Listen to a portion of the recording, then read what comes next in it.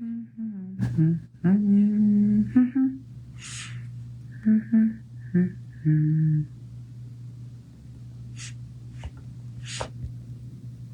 everyone.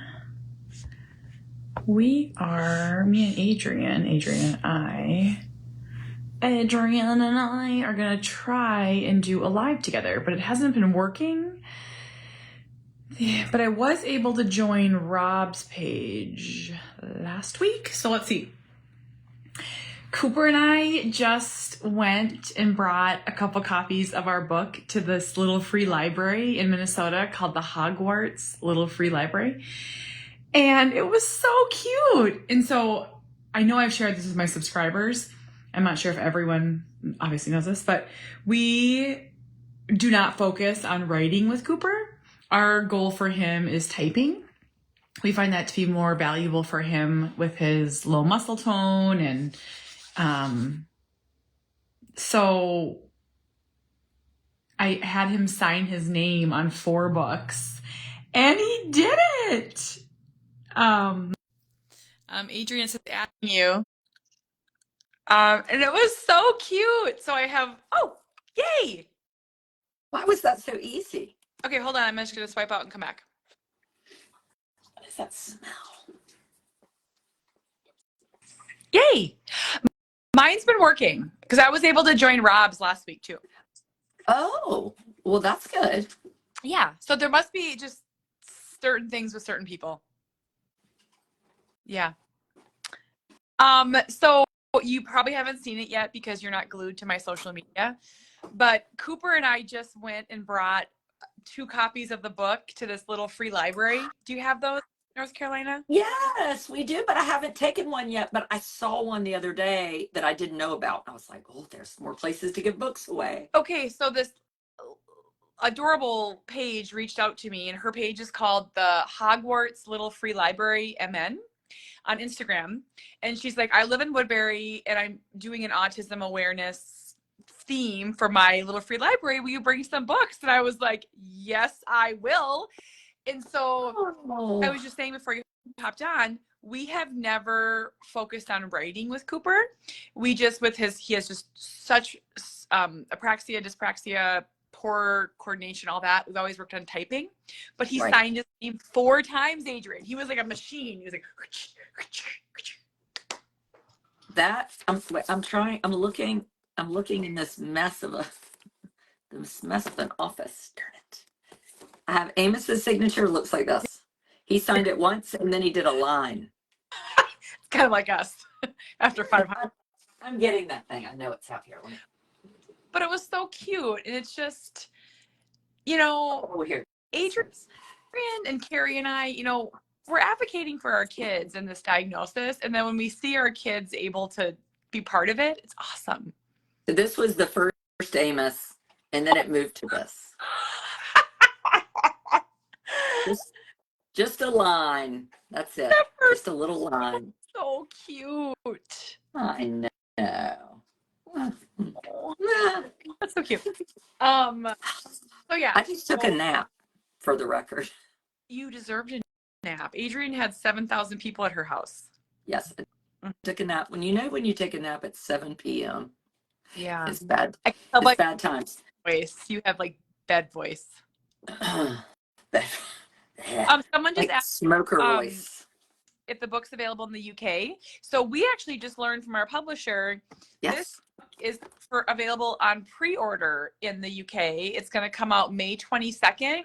So you can order from your Amazon pre-order or from Waterstones. Am I saying that right? Waterstones, right? Mm-hmm. Waterstones, and yes. So when I shared that with my subscribers, a lot of them said they prefer to order from Waterstones. So just sharing for information. But I think we'd love to make a big splash over there. So please pre-order. We should share that again. We got to share that. Yeah, I agree. Because so I had a weekend. I had about 100 people in town. And one thing Kate had said last week, she said, our book is not sexy. It's not going to be Harry Potter. It's not, it's not Emily Post etiquette.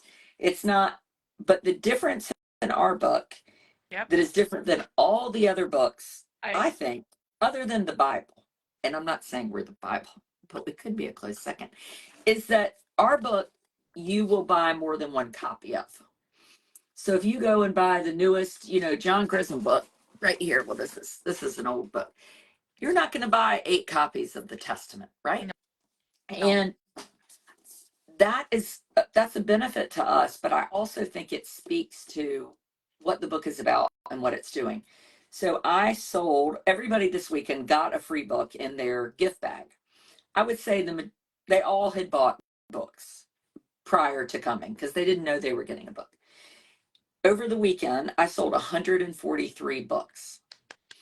And to people that had just gotten the book, can you imagine a day that you were like, I'm going to give you a book, and you're like, I'll buy one. Mm-hmm. Right.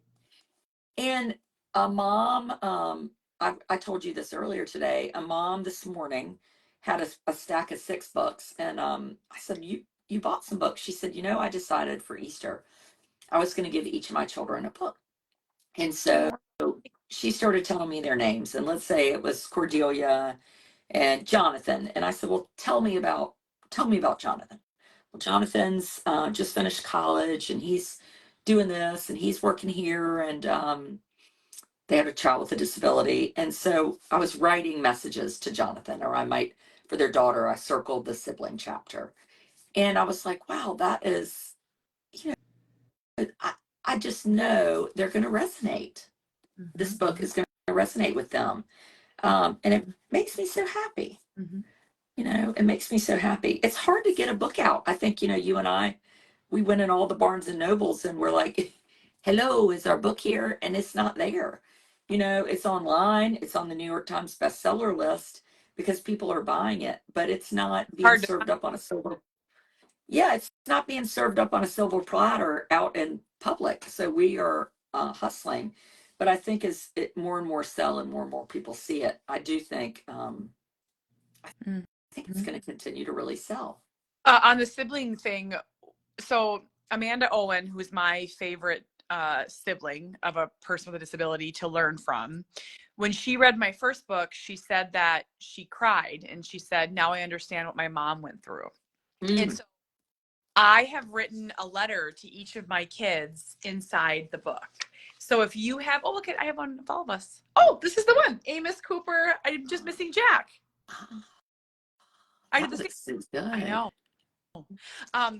But so for Easter, or what a great gift, right? And if they're younger, write it now and just put it away. I have mine put away in my closet, and I have one for each of my 4 children. Just a letter to them. Right. Yeah. Right. Yeah, I just think that's really special to me. So we have a kind of a more serious topic tonight that I think has been tugging on our hearts. Adrian and I text probably 100 times a day. And often it's like screenshots, links, things that, we just want to remember to talk about. If we actually went through, we'd probably have lots to talk about because I think we always forget. But for the first time in my 14 years of being an autism parent, autism is really in the news. And there are multiple things happening. So there was the shooting of the boy in Idaho, which I'm not going to speak on because I just don't know enough about it right now. Yeah. I think Carrie was writing about today. I don't know enough about it either. I've just heard it from my people that have said it happened, but you've got to really delve into some things to have.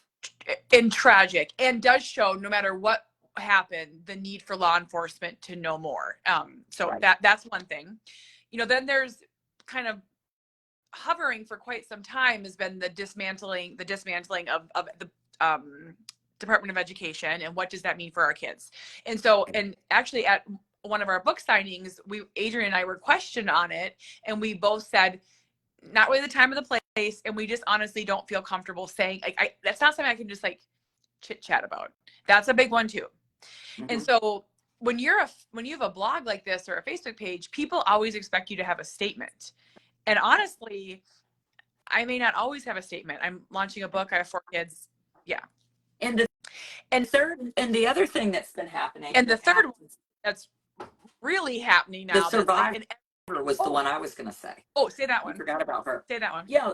So the show Survivor, there was a young woman with autism on the show Survivor, and she talked about her autism. I did watch the clip, but I have not watched the show, the Survivor show, like in totality. So, but I think that was big. You know, we know from the hundreds of messages that we receive every day, kind of what's happening in the world, and then we delve in, or we lately we have not delved in because we have been too busy. And Carrie, our fellow co-author, said that she watched the CBS clip and she said it was hard to watch because she thought of her son back, and like it wasn't fake. Like she was really struggling, this young woman. So I haven't watched it yet, but I thought that, I mean, that is a third. I didn't even think about that. Now the fourth one is the announcement that was just made, and I swear every other post in my Facebook feed is talking about RFK saying he's going to find the cause of autism, and so it was Thursday. In a foolish way, put a date. I thought that was so foolish, but go on. September. So on Thursday, RFK announced during the Thursday cabinet meeting that he was going to gather up global experts, and that they would discover these increasing rates of autism. And his quote was this: "By September, we will know what has caused the autism epidemic, and we will be able to eliminate those exposures." And before we go any further,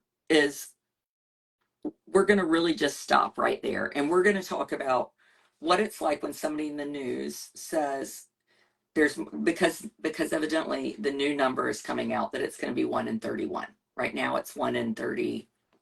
I thought it was 32, or is it 36? I think it's 36. I think it was 62, 36, and now it's going to be 1 in 31. It has not been announced yet. And I said this earlier, and I delve into politics a little more than Kate does because I'm a dummy, but I think in this country, people really struggle with shooting the messenger. And so what I would say is, let's back up and let's just say that we had a president, and let's say it's Biden, and Biden says, "I think it's really important that we do early childhood play-based kindergarten," right? And you might say, "Well, I don't really like Biden." Or, okay, so it's Trump. And you might say, "Well, I hate Trump." Well, what Adrian is going to say, and I think what Kate would say, is what I do as a researcher and a PhD in educational research. I look at the data. So I could tell you, boy, that's really smart. We know that play-based kindergarten is going to get children where we want. So I'm not looking at the messenger. And so I would ask that everybody try a little bit harder to do that. Now, it doesn't mean if that statement is true, right? That's a different conversation, and one that I might have right after this video, because I think that it's interesting too. But what Kate and I wanted to talk about was this question of, there are people. So we've been kind of like, well, what do you think? What do you think? What do you think? Been reading what other people think. And so I found a post on Instagram, and I'm not going to say who wrote it. And I know Kate has seen it. And it said, "This week, a politician claimed we know by September why autism was on the rise." And this is what the person said: "I know it's tempting to want to know the why behind autism, what's causing it, but neurodiversity isn't some scary, dangerous thing. Lack of support is. So maybe we shouldn't view autism as a disease, as a problem to be solved, but rather for what it is: a deviation, a difference, not a deficit." And so that, you and I both have kind of read some things like that. And so that's what we're talking about tonight. That's the question. For Kate and I, what do mothers of children with autism, do we think that this isn't important because it's not a disability, it's not a deficit, it's a difference?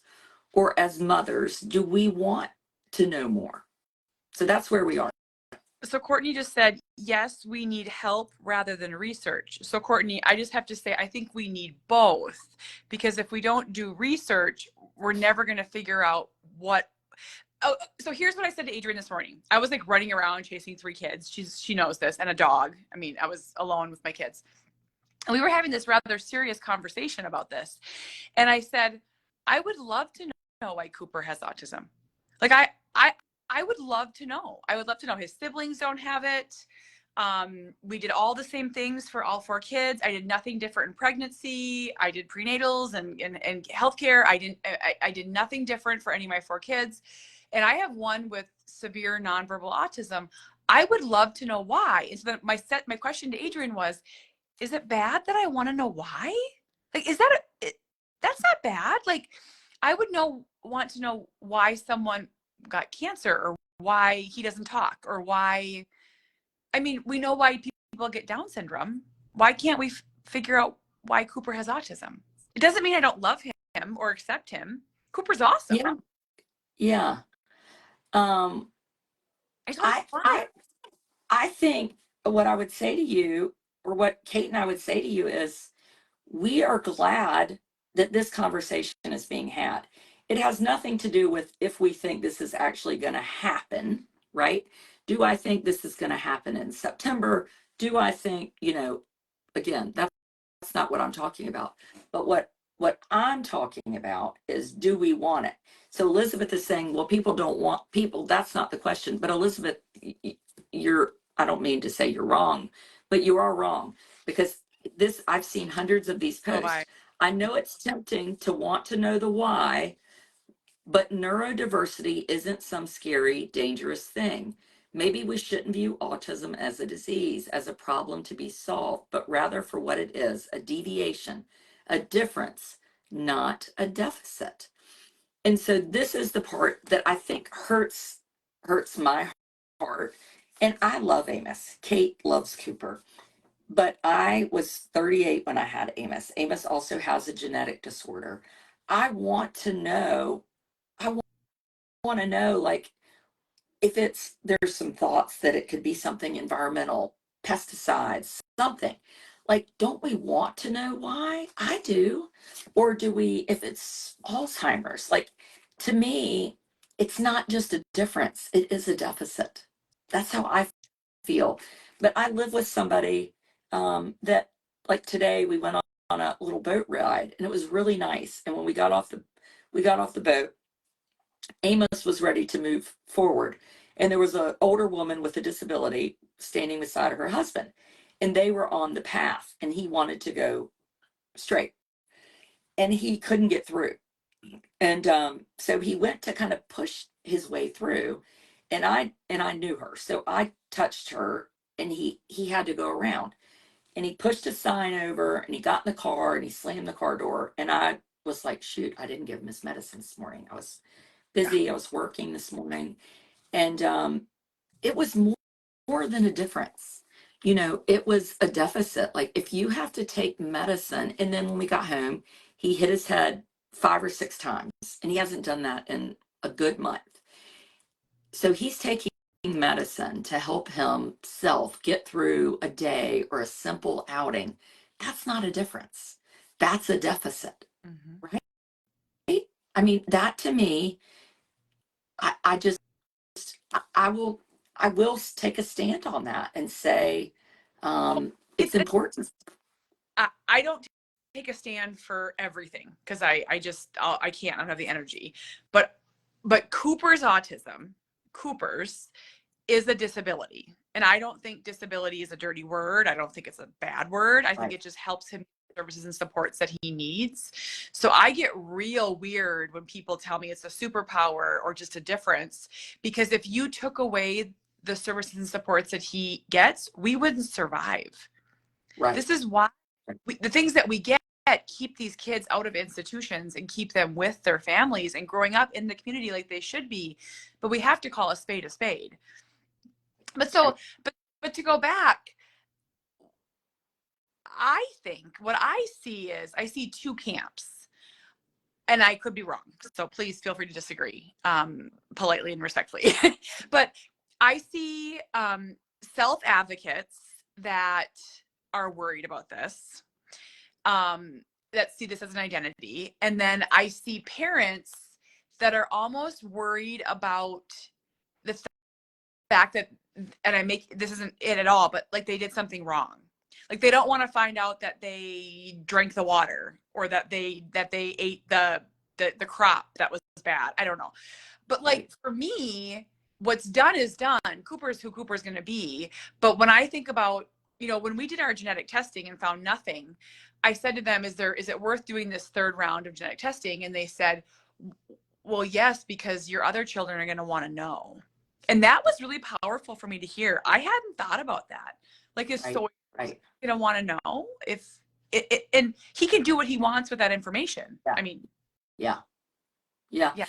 I agree. You know, I really pushed for genetic diagnosis, and we did get one after whole exome sequencing. 3 years later, there are about 40 children with MSL2, which is what Amos has, and there are clearly more than 40 children, but 40 children that know that that's what they have. I think that words matter, and again, do Kate or I think that by September we're going to know? No, I really don't. But I think you got to hear from mamas who say, we're glad the conversation is happening. You know, we know that there's been research. RFK has for years tied autism to vaccines. The data does not show that that is accurate. There's a woman out of the University of California. She's the head of environmental epidemiology of neurology. And she talks about environmental exposures, which could be based on genetics, which is interesting, pesticide exposure, maternal diabetes, infections, fevers during pregnancy. Like, and it's been studied for years. So clearly, what this to me on Thursday said is, we're going to talk about it, you know. And I think for us, we're just happy somebody's saying we want to help you. And so for a mother of a child with a disability, or for a person with autism that says, well, there's nothing to look at, I'm fine, I think we have a space at the table too. yeah. You know, we have a space at the table too. So someone asked in the supporter group, and they were very nervous about all this happening. And people are comparing it to like Hitler and eugenics. Am I saying that right? Mm-hmm. Like they think that they're going to like weed out our children. I mean, calm down.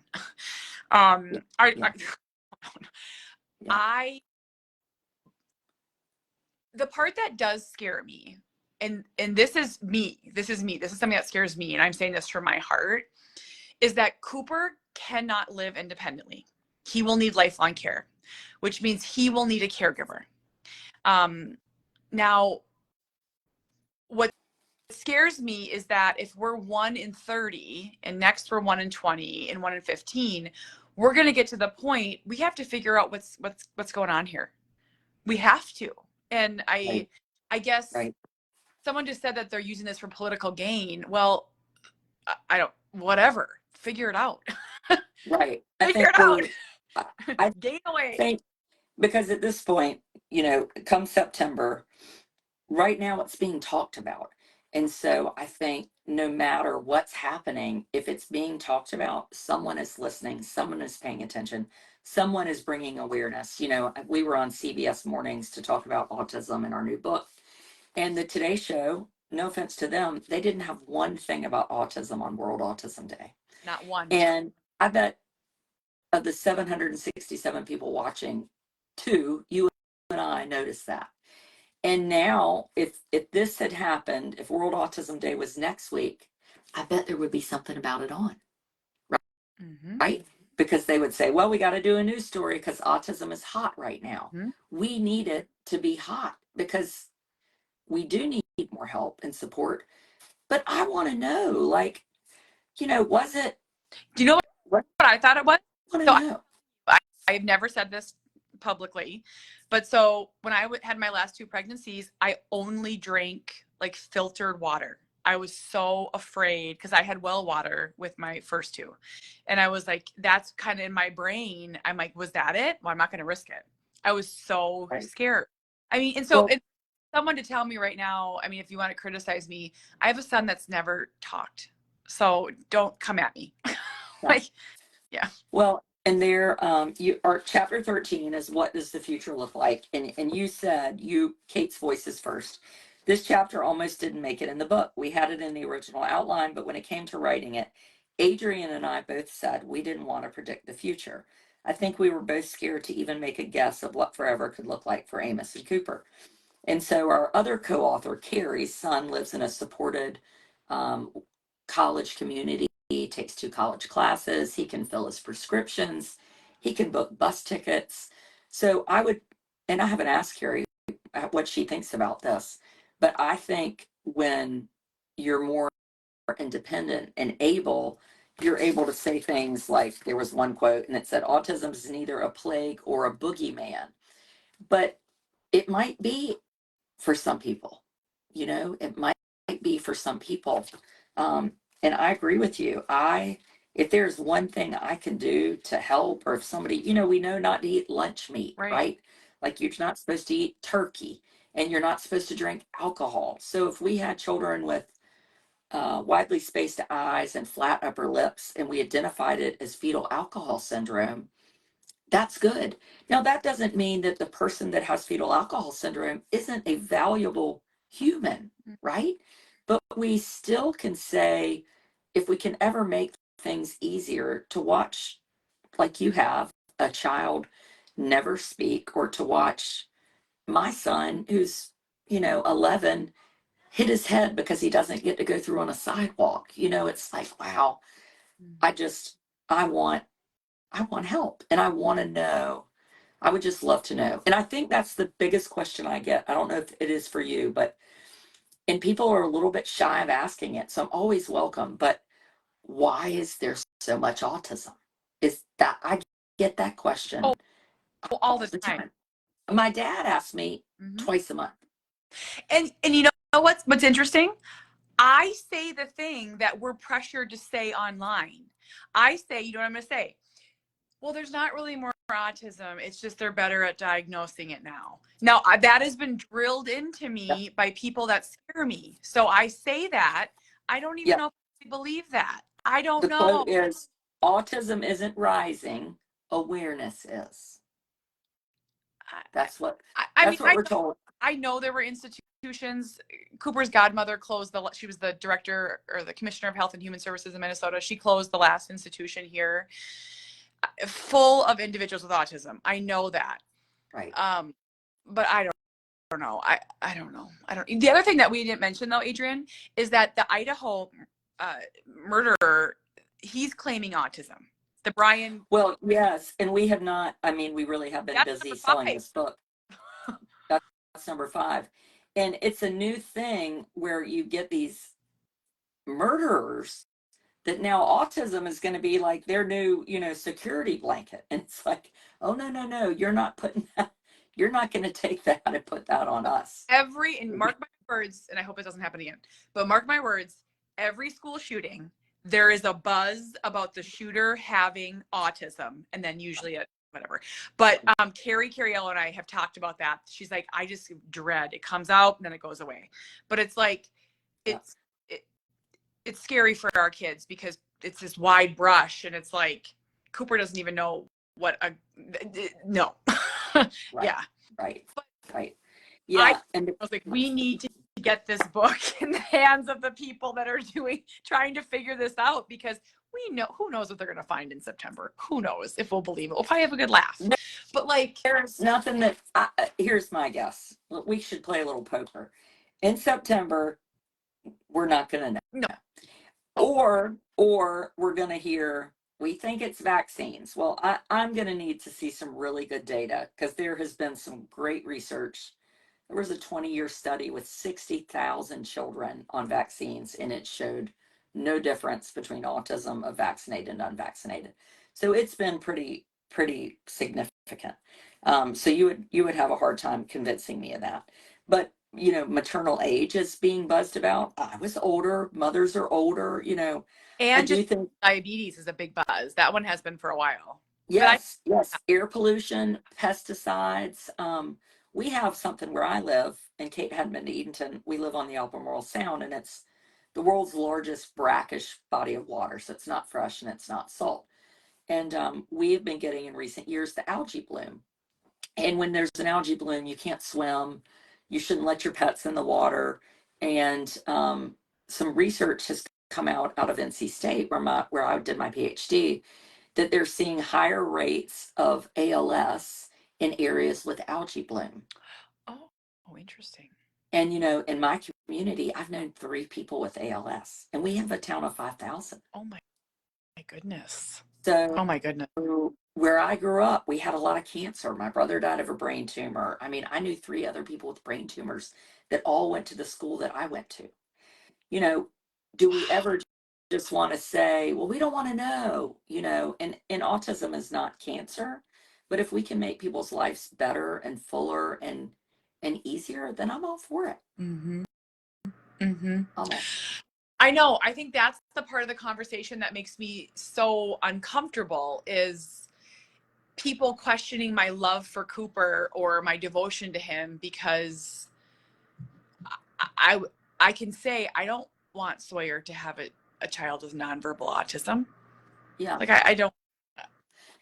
And I think politics, it's so easy to claim your disdain for, Biden or Trump or RFK or whoever, but just know that there are casualties when you do that, because you might think RFK is ridiculous, but wanting to know what's causing autism to eliminate the exposures is a valuable thing to do.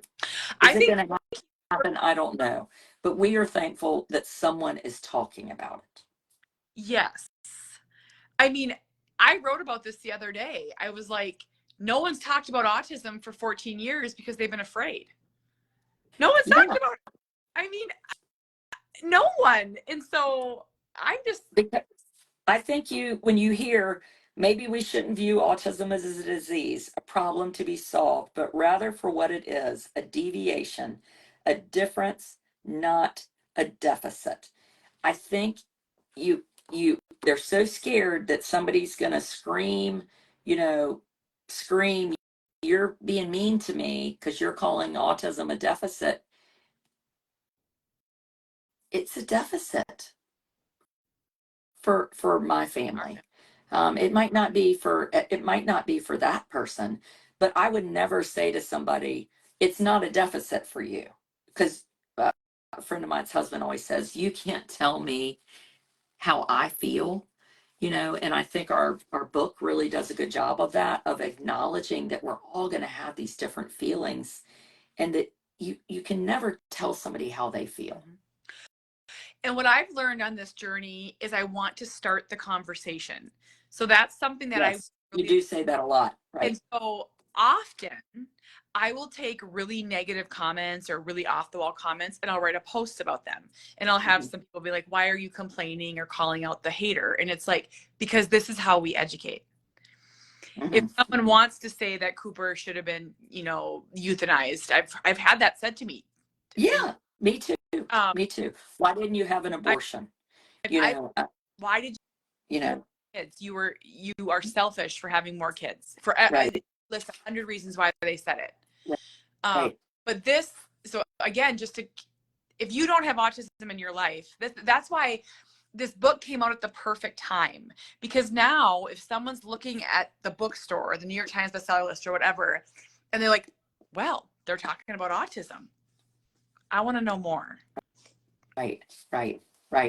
Yeah, and I'm sure there's somebody out there. We have had nearly 1,000 reviews, and every single one of them has been 5 stars, which is like our publisher said our editor said she has never seen that before. So tonight, now someone is going to go over there and write something negative. But write about Adrian. Carrie. Right about Carrie. That would be good. Carrie, not Adrian. But I think that people feel seen and heard. And I was with all these moms this weekend, and grandmothers and teachers and former teachers, a dentist, an optometrist, the COO of a utility company. I mean, such interesting, varying backgrounds. And they were saying, this book, like, is making me kinder, Oh, you know? yes. And it's like, holy cow, if I haven't done a lot of things right, um, writing this was one of the ones we've done right. And so I didn't. Okay, so how do I word this? So Forever Boy touched people. I have no doubt. This book touched people. This book is changing the world. Yeah. It is. It's starting the conversation on every topic that needs to happen around autism. And so like the topics are anxiety, siblings, community, grief, caregiving, education, family. I mean, it's going to change the world. I didn't expect that. I didn't expect that. No, I don't think we expected it. I think we hoped it, Yeah. but I think we received favor. I think that, on the New York Times bestseller list, this is the fourth book ever about autism on the New York Times bestseller list in 80 years. And the last one was 8 years ago. And it is the very first book with the word autism in the title on the New York Times bestseller list. And that is, I don't know about you, Kate, but like that is like that I see being like in our obituary. And here's Like why. that is a footprint that we have left that's really important. I say this in every keynote I give. People do not want to talk about disability. It makes them uncomfortable. They don't know what to say. They tread lightly. They talk whisper.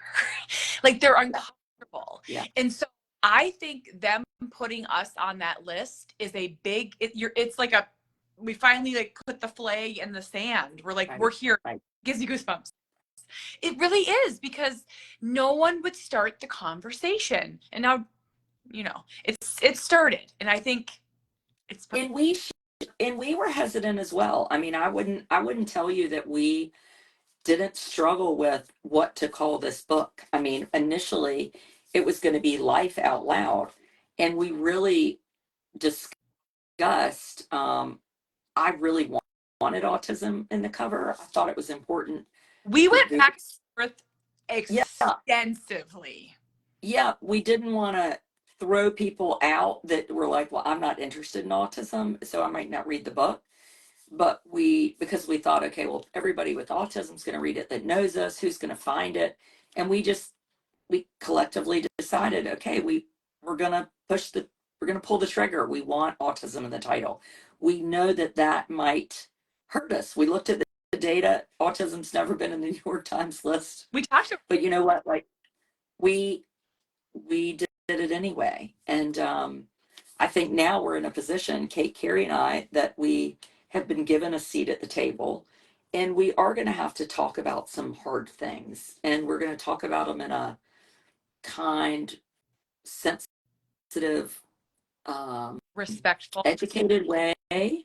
And I mean, we're talking about our podcast and getting that going, and we're going to hit some of these topics because people need to be able to share their opinions, and you don't have to agree with us. I think it's just valuing that what I believe doesn't mean that everybody has to believe it, But when I think about the ways that we're going to help Cooper and Amos and Jack and your kids, we have to talk about it. It's not by staying silent. And I went through some real online bullying after my viral video. I didn't say the word autism online. I didn't write it or say it for a year. I was like, I don't want to be part of that community. I don't want to fight. This is scary. And so I don't want to whisper the word autism. I want to be able to talk about it and share it. And there's no hiding it. It's here. Yeah. And maybe get some information. If data came out in 5 years that said, boy, we know that this type of pesticide is linked in areas where there's more autism, then let's get rid of the frickin' pesticide. To me, I'm not saying, well, keep up the pesticide because autism's not a problem. What do I care? Well, it might be a problem for some people. And so let's help them, you know? Anyway. Courtney, we have been talking about it. Adrian and I have been talking about it for 8 years, 10 years. But the people that make decisions and have the power to make change and to research haven't. They haven't been talking about it. Yeah. There has been a lot of research. I mean, the NIH has done a study that part. What? I feel like it's been narrow research on the vaccine part. Yes. Well, there's been a study out of California that went on for about 20 years, but they ended it early, kind of recently. It was not a great idea, where they were really looking. So they have been looking at all these environmental exposures. But what a researcher will tell you is that it would take months to plan and design the type of study that we need to be able to find out what he's saying is going to happen in December. It would take, it's not possible with data. It would take years.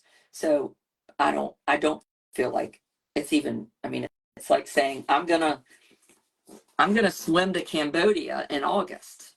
You'd be like, really? Do you know how to swim? Well, not yet.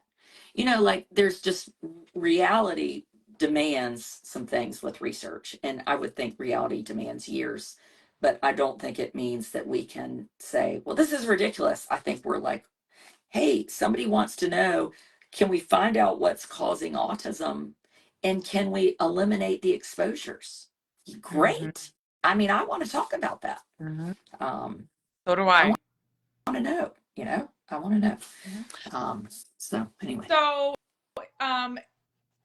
everyone, 713 people should order this book, all of you.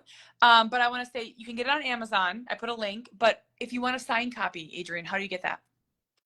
Well, I need to put the link up. You order it through the Ducks Cottage. It will be signed by 3 boys and their 3 mamas. And this copy was signed by Nick Jonas. So it won't be Nick Jonas signed, It's not for but it will be signed by all of our the 3 boys and us 3. And it's the only place we're going to do it because we want to sell a lot of books for this wonderful little bookstore. And so Adrian will share that link. But those won't come out for a while. I mean, so if you let me send it to myself and put it up right now. If you want to order one now, if you want to read it, Audible, Amazon. Yeah, it's Ducks Cottage in downtown. Books, copy link. I ordered 3 for myself. But I want some signed by all the kids, don't you? We can use them for things. Yes, I do. And I'm not a wealthy person, but I really want to give books away. And Kate has a nonprofit. Adrian does not. But I have been reaching out to people that I was like, they're like, we can't buy a book. We can't spend money on books. We're a blah, blah, blah, blah, blah. And I was like, well, it's not as much that I want to sell the book. Like, I'm like, this is not about me making my dollar on the book.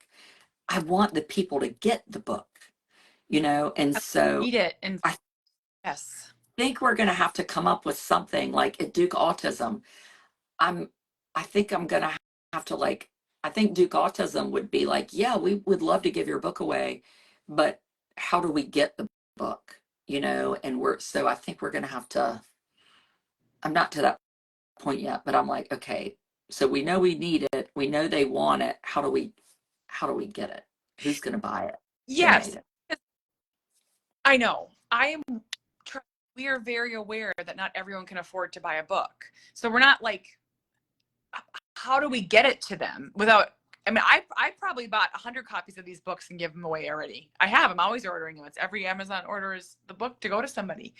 I don't know. Do we raise money? What do we do? How do we get it to people?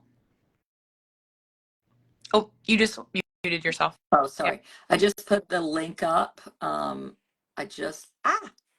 Really falling apart here. I just put the link up for the cottage. And if you can, I drove through this small town today. It was so cute. Harper's like, what's that building? And I was like, we're talking like population 700. I was like, well, that's the police station and the library. And as I was driving through, I'm like, when I come back through, I should drop off a couple copies. So somebody just said, if you message me, I will buy you one. Oh, that's so. And then somebody said, Marion said, I was counting the books I bought and it's 10 books. LOL. All the teachers are getting one. Love, ladies. Oh, so this is what Adrian was saying at the beginning, and we'll say it one more time before we hop off. So like I'm trying to think of a book that I love. Like I adored The Women. I just read The Women. I loved it. It was one of the best books I've ever read. But I only need one copy, and I would never give that to somebody because I just read the book. This, people are buying 5 copies, 10 copies, and they're giving them to the libraries and the teachers and the doctors. And so we made the New York Times bestseller list, but we sold 10,000 the first week.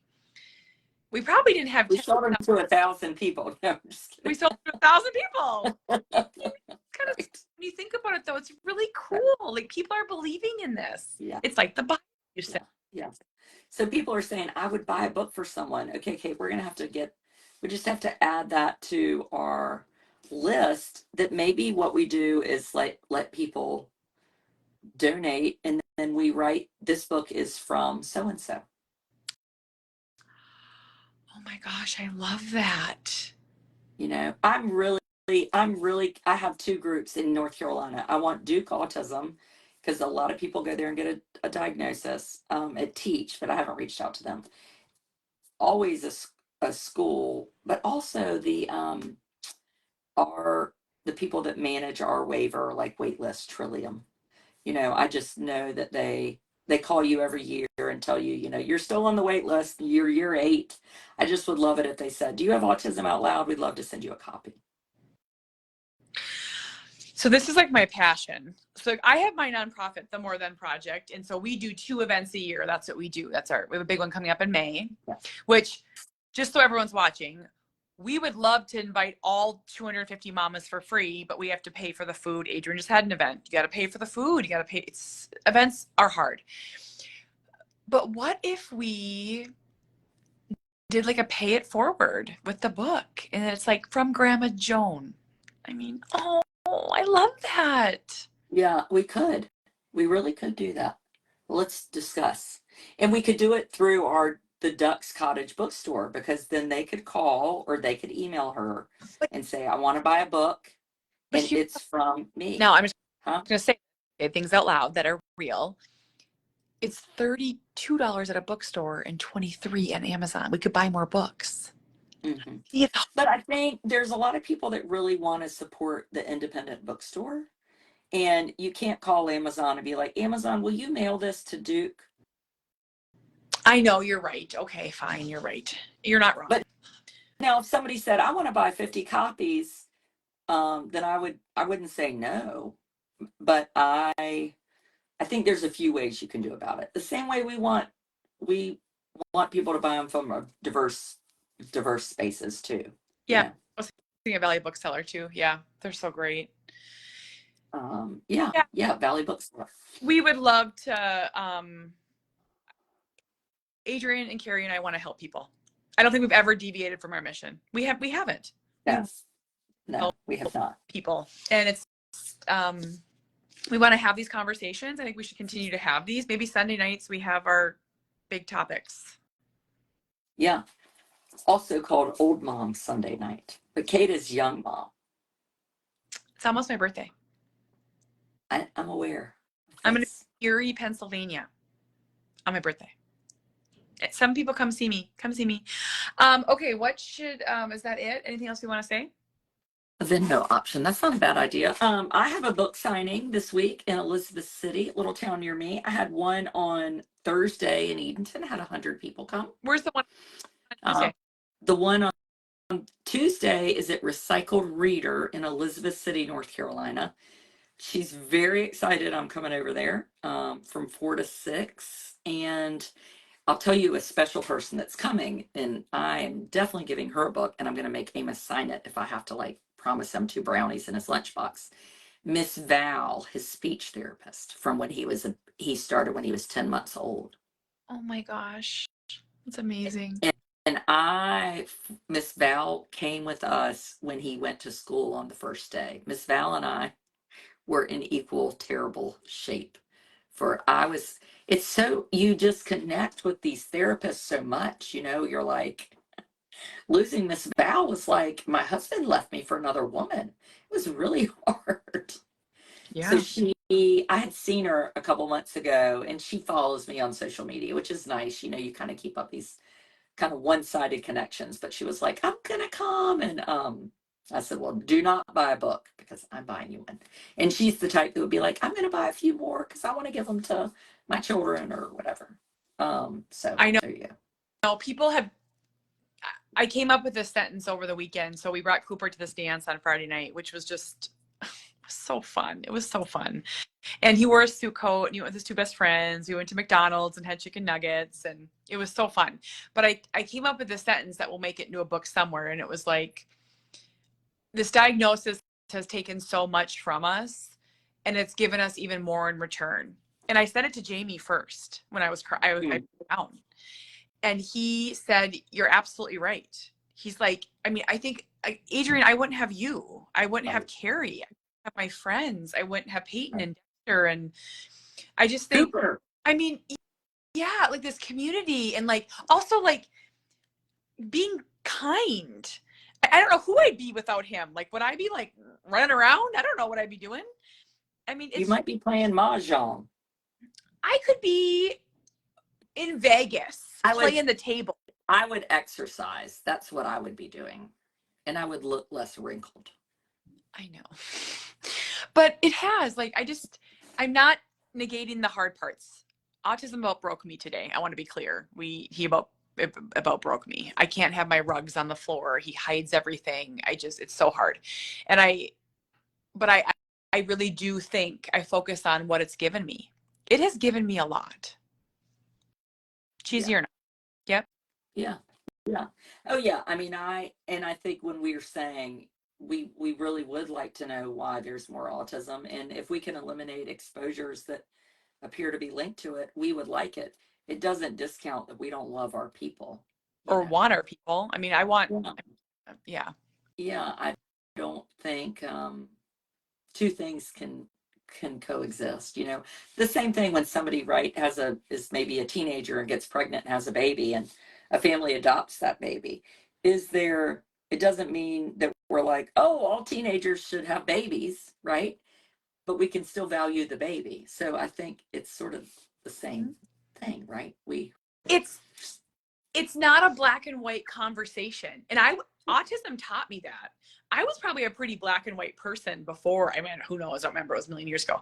But like now, I feel like Cooper and I and our family, we live in the gray area.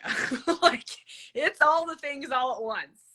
We're very fluid. We're very flexible. I mean, but for real, it's like we live today. When we were going to get on this electric boat, 4 of my followers were going on the boat too. And they had room. I was like, we haven't done this. It's in Edenton. This will be nice. And Amos was excited to get on the boat, and he was holding his blankie in one hand. And I should have taken it, but you just can't always think 10. You cannot. You can't think ahead, even though you really try. I was more like, oh, is he going to be able to step into the boat? How far is it from the dock? I was thinking about 10 other problems. Well, his blankie was in his hand, and when he went to hold the thing, he dropped the blankie, and it went into the water. You got it back, though, right? We got it back. But it went into the water, and I was like, I would have to get in the water in April, and it's 4 feet deep, and I would have had to get the blanket. Like, this is not a normal situation. And Captain Mart, bless his wonderful self, was like, I've got it. And he reaches down, and the blankie is like so old and gross that it just sort of floats there on the top. We got the blankie out. But I mean, like, it's just what happens. This is just, we live with there's no predictability. And this weekend, people were like, it's so nice to have these real conversations, you know? So we have people like Sid Berry. Oh, Sid, we're on your page. I blocked Sid a long time ago. I guess Sid. Well, Sid, he shows back up.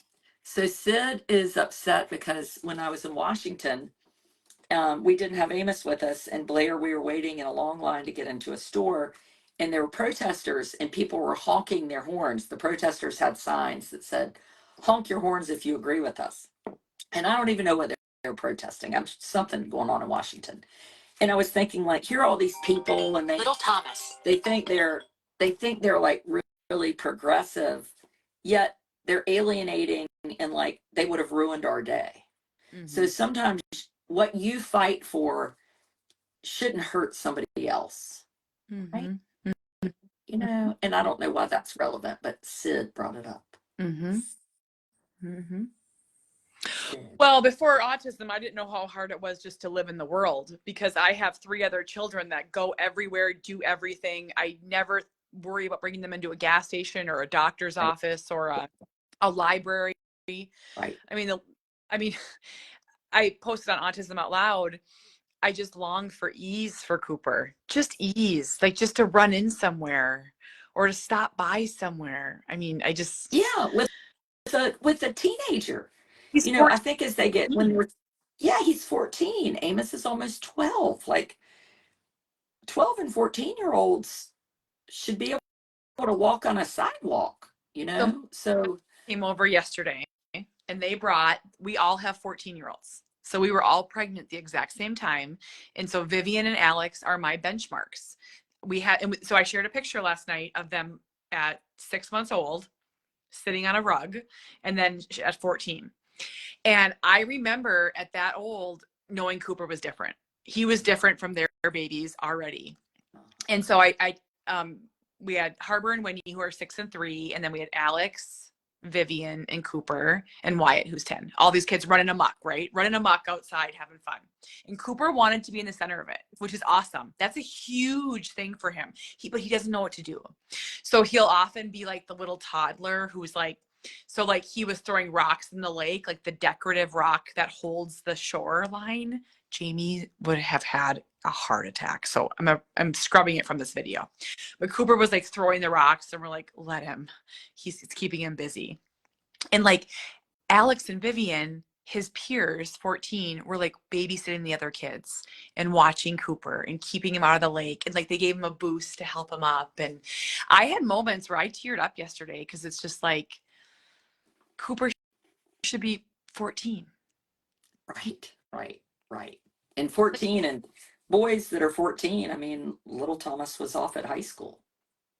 Oh, Vivian's going to get her driver's ed, and Alex plays football, and like talking to them, it's like talking to adults. They're like adult people. Yes. And like have these like, what can I do to help you? My godson is 11 and lives across the street. And I really do enjoy it. But I'm like, he's just so smart. I mean, he can just do all these things. Like, what if Amos could run across the street and grab something out of the fridge and bring it back? But Cecilia, my friend Mary Scott's daughter, and Amos are buddies. And Celia told me today, she said, I saw Amos at Mama Sita's last night. So I had 110 people for dinner. So our caregiver had taken Amos out and about because he does not like, crowds. And I said, you did? And she said, yeah, did he tell you? And I said, no, now he would never tell me. Now I can ask him now and he'll tell me. And I said, well, what happened? And she said, well, I saw him and he said, hi, Celia. And I said, hi, Amos. And then I said, what did you eat? And he said to her, what did you eat? I guess because Mary told him, like, this is what you say, like, what did you have for dinner? Making conversation. So he asked her what she ate, and she said, I have chips. And she said, what did you eat? And he said, I have a hamburger. And then he said, roar. And I roared. And, you know, she was telling this story, and I was like, you know, she loves him.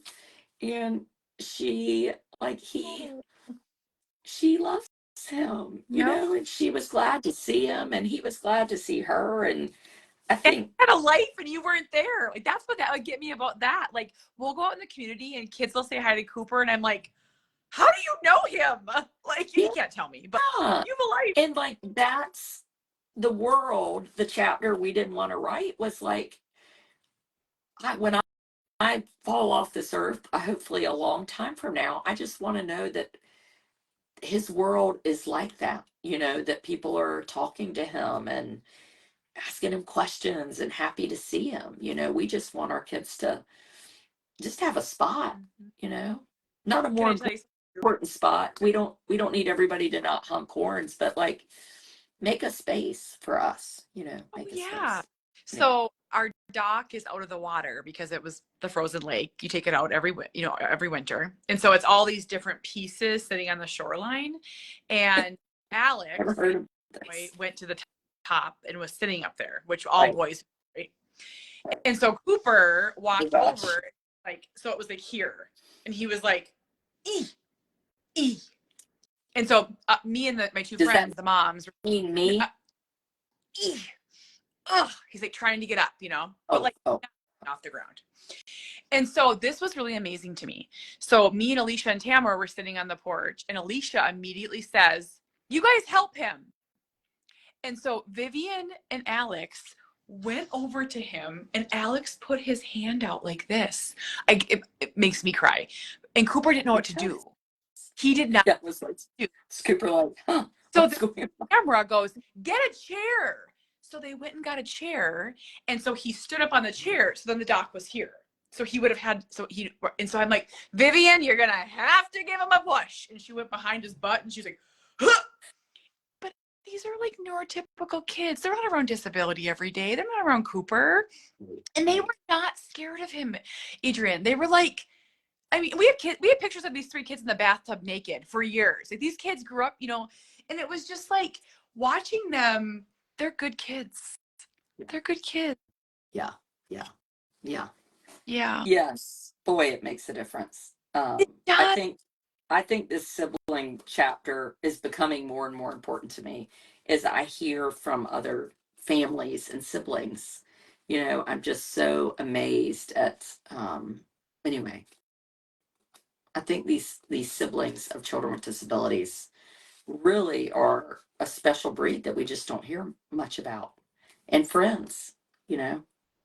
And if we were hidden in our homes, those interactions wouldn't happen. Amos wouldn't know Celia. Or, it's like Cooper wouldn't be around Vivian and Alex because we'd be hiding. Right. And so it's like, it's so much work to go out into the world, but it's what's making a difference.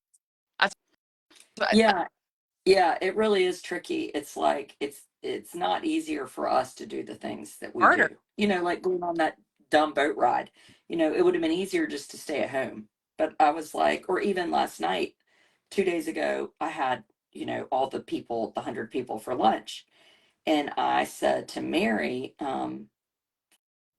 will you bring Amos by? And I just really wanted him. I don't know. I wanted him to come by. I knew he wasn't gonna like it, but I was like, let's just try it, you know, for a minute. And so she did, and he was like, you know, Mary, I want to hang out with mommy. Goodbye, Mary. You go home. And I said, well, you're gonna hang out with Mary. Come sit down with me. And it was almost like he was kind of a dog, like, and there were a bunch of like at the vet, and you're trying to get out, you know, like he didn't want to leave me, but he couldn't get away from the That's loud. Cooper exactly. That's Cooper exactly. He sat on the couch for a minute. That was too loud. So he went in the other room, and that was too loud. And I had bought a Minecraft Bible downtown at the Christian bookseller who's got our book. And I was like, I'll buy it for him for Easter. Well, of course, you know, he's now has it. I was like, Mommy got you a book. Let's go out to the car and get it. And then we came in. I said, let's take your book. Are you ready to go home? And then, you know, Mary got him, and she was like, yeah, I didn't really like that. And I was like, but it's okay. Like, we have to practice. We got to practice and try things. And he, you know, we're always pushing. And I think you say that, pushing and Yep. flexing and just trying, or maybe it's Carrie stretching a little What? bit, you know, let's. try to do When some things. he was younger, I would do everything to not upset him. Truthfully, I was like, I don't want his life to be harder. I don't want my life to be harder. So it was like, he was almost like he was in this protective bubble. Right. And now older, that you can't live like that forever because these kids have to be in the world. So it's like, I feel like I'm pushing, but I'm pulling back. Never to meltdown, but it's like, we have to try it for 2 minutes. We have to try the next is And like, oh, go ahead. I think for us, the only way we do that is because of medicine.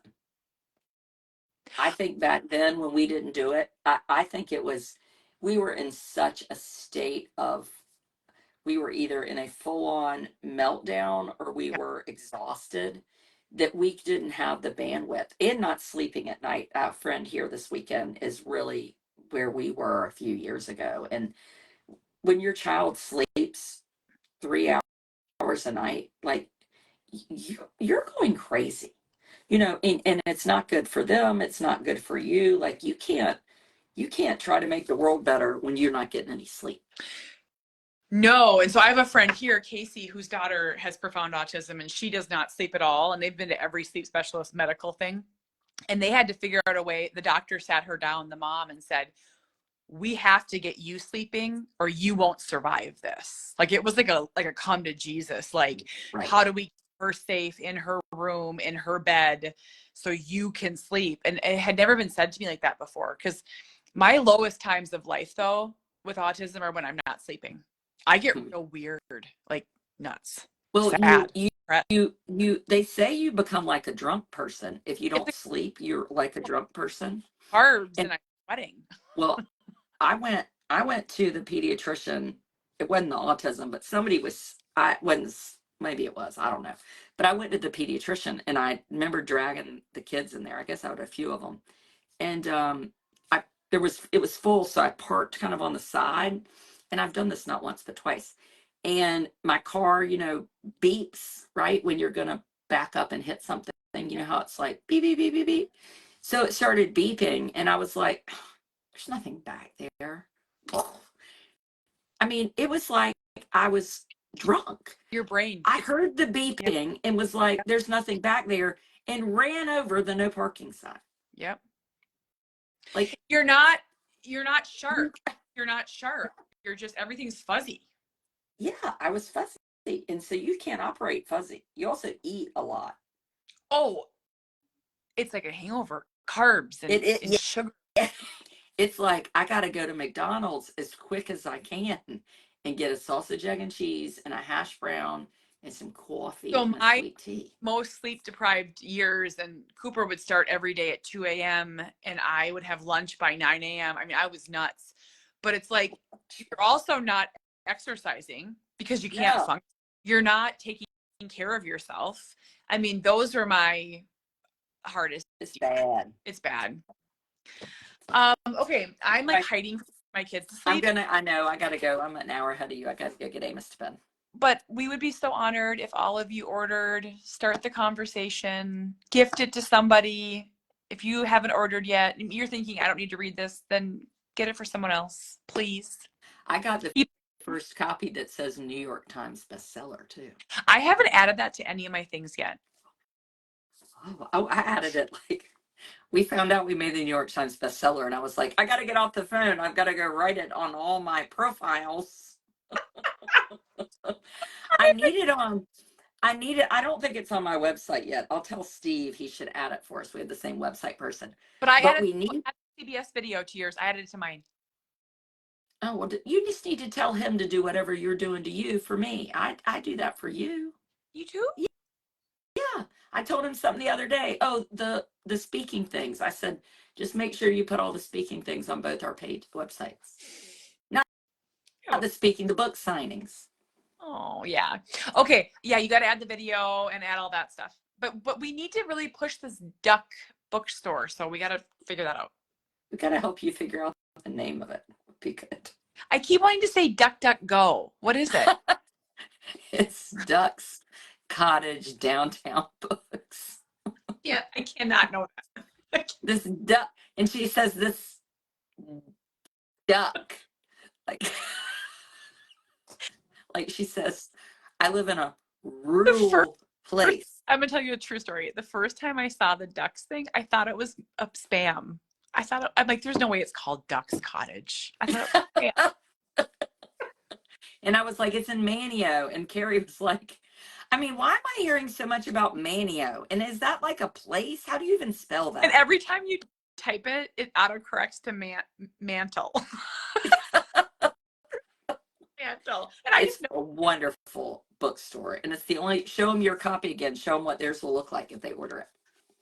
with Jack. Yeah, add Cooper. Jack. Cooper, Amos. I love how Amos has a period.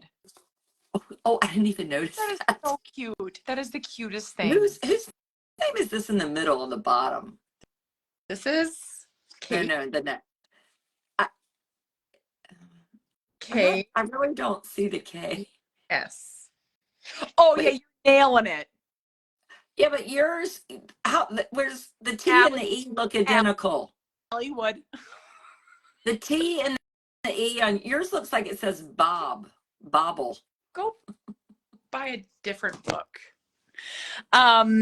Okay, and then let's noodle on this gift a book. That is the key. Yeah. Thing. What if we did it for People Mother's are, Day? Like, what if we started with Mother's Day? We got it to moms. yeah, I think so. Okay, we're going to work on that tomorrow. Old Mom Sunday night, I think will be tonight if I can stay awake after I go get Amos to bed. Okay, goodbye, everyone. Thanks for chatting. Bye. Yeah.